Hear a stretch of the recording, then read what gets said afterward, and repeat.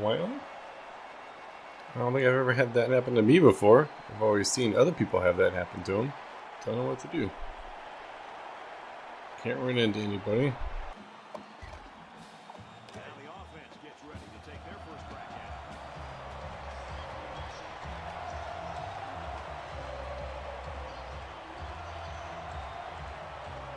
Alright, so as you can see, game glitched out, unable to play it. Now I tried to get somebody to join in and reset the playbook, but Colorado State's a 3-star team and the limit is 2-star team. Yeah, so I tried to go in and change the settings, and surprisingly enough, it actually stuck. Max star, 3-star team, bam, which was cool. So I'm going to go ahead and set it to 6, and hopefully it saves this one. It saved to 3-star, which was nice. Coach starting level at 3. I don't know if I try to do that, if they'll be boosted or not, but we'll see. I mean, because some of the guys that have joined late don't get it. So I'm going to try to bump this up to 10 and see if they'll actually be able to compete with us recruiting-wise. You know, let's just go 12, because that's 3. Is that 4 tiers of 3? So you need 3 tiers to unlock everything. We'll see if it saves. I don't know if it will. We'll find out. But it did save the max team prestige wall because it is set to 2-star by default. Now it's going to be set to 6-star, and we'll see. And the only issue I had whenever I changed it to 3-star is right across the top right there. Bam! Any changes to the house rules will not take effect until the dynasty has been advanced. So, even though it does say 3-star on my end now, it should say 6-star. It doesn't go into effect until I advance it. But we'll find out. So sadly, my first game, rivalry game, can't play it.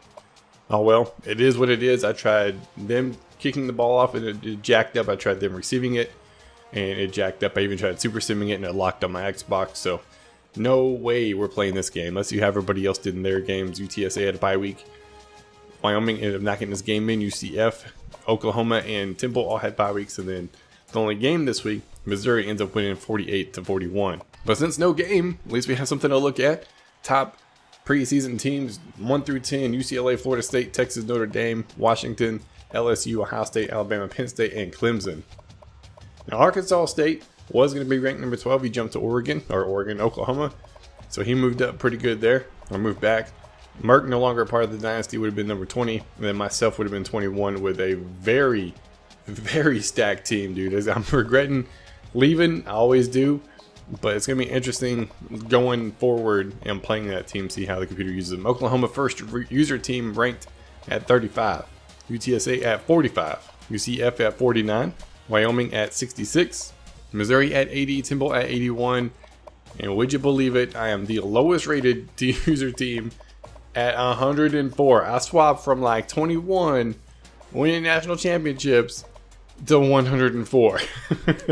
It's gonna be worth it, man. We're gonna bring Colorado back, bring the Buffaloes back, and let them roam on the open range, baby. Let's do it. Just because I'm curious, I'm projected almost last in the Pac-12 South. UCLA, number 1 team in the nation, projected to win it. We're not even in the top 10 in conference, top 11.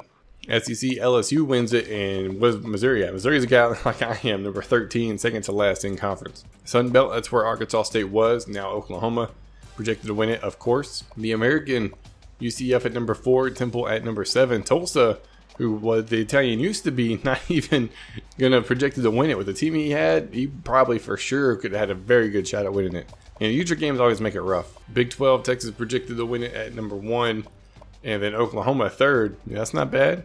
Conference USA, I was projected to win it. Now I'm still projected to win it.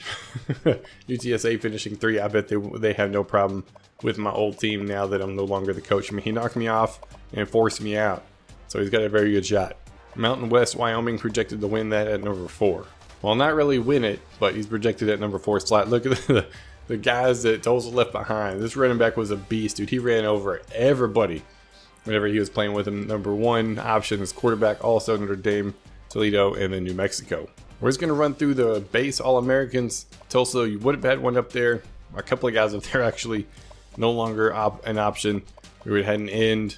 Our boss, our middle linebacker, he might not even play this year. Just no current user teams up there for the All NCAA first team, second team. I scratched that. My team's the only one highlighted, so I didn't see anybody else. Oklahoma is up there for the first team, and that's the only one on first team. There we go. Okay, second team.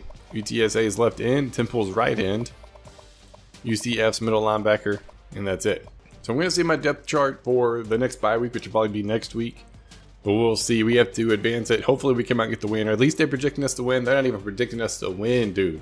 Colorado State had a great year. They haven't moved to Independence because Army, whenever he was in, wanted to be over it. I had totally spaced on moving him back. My bad. Was on vacation, so didn't even think about it. But Kirk's not picking us to win anyways. We're going to advance it, see what happens. We'll be right back. Alright, so we just advanced it, and as you can see, starting coach level, not able to change it. I do have something happening in the Patreon sim where they join in late and they're earning XP. I don't know what's going on there. Maybe whenever we reset this one down the road, we'll be able to figure that out. But I did change the max team prestige to 6, so hopefully that'll prevent any further teams being jacked up and unable to play because we're joining at a 2-star level. But that will be the requirement for any team that joins in. From here on out, you have to be a 2-star or lower, and I think non-Power 5 conference, I'm fairly positive. Don't hold me to that, but I'm pretty sure that's what it was. And the reason why I don't disable the custom playbooks, which would prevent that from happening altogether, is probably 95% of the people that play this game use custom playbooks. I don't, because I don't want to take the time to go figure all the plays out that I want to run, and I like to mix it up. I know when I first started, you guys hated seeing the same plays over and over and over again. That's why I like to play with different playbooks. But to each their own. I just don't ever use it because I don't want to take the time to build it. But I know the Italian does it, and pretty much everybody else that plays this game uses the custom playbook. So that's why I leave it enabled. But we just got done with the advance, and we are 1-0. We ended up winning our game. I want to check out those stats. We have our old ranked FAU team as our first game. No warm-ups to see how the team plays. Jumping straight into it this week. It should be a heck of a game, man. I'm looking forward to recruiting as well. Maybe we can get some good, solid recruits come play for us. UTSA and Baylor. Wyoming's got a bye week. UCF and Maryland. Oklahoma, number 25 ranked Houston. Temple and number 22 ranked Boston College. Missouri, number 14 ranked Mississippi. Taking a look at the championship contenders. Oklahoma 37, Missouri 40, UTSA 43, UCF 47, Wyoming 66, Temple 79, and we jumped from 104 to 84 overall win against Colorado State. We jumped up 20 freaking spots, dude, into our top 85. And we're in the top 100. That's a lot better than what we started out the season in. So very happy about that.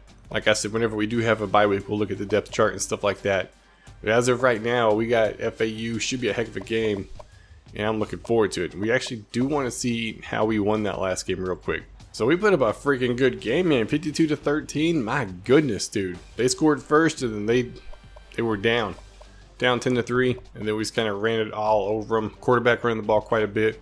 I'm liking it through the ball a little bit. Anxious to see what we could do on offense. We ran the ball 53 times for 287 yards and 6 touchdowns. Looks like we're going to be a run-heavy team.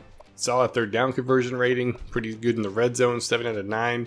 No turnovers. Defense forcing turnovers. Yo, dude, I might just let the computer control the game the whole time. Welcome to the new Sim Dynasty. That's a joke. Not going to happen. We're going to play our game, and a rivalry game at that. So very proud of the wins already this season.